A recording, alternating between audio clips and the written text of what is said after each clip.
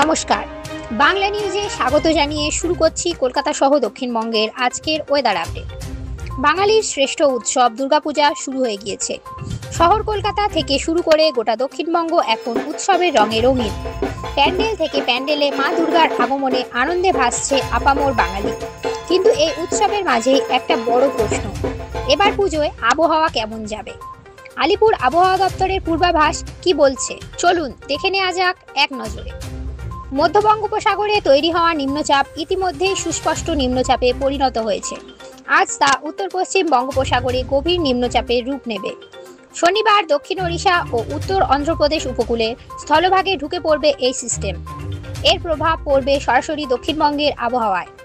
পঞ্চমীতে আকাশ থাকবে মেঘলা আর উপকূলবর্তী জেলাগুলোতে ভারী বৃষ্টির সম্ভাবনা রয়েছে।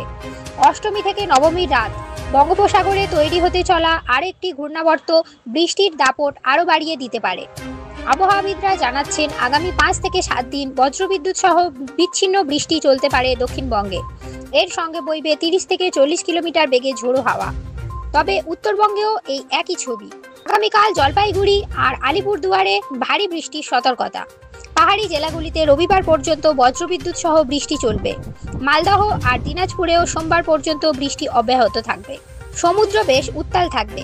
বাতাসের গতিবেগ ঘন্টায় 50 থেকে 60 কিলোমিটার পর্যন্ত পৌঁছাতে পারে। তাই মৎস্যজীবীদের রবিবার পর্যন্ত সমুদ্রে না যাওয়ার নির্দেশ দেওয়া হয়েছে।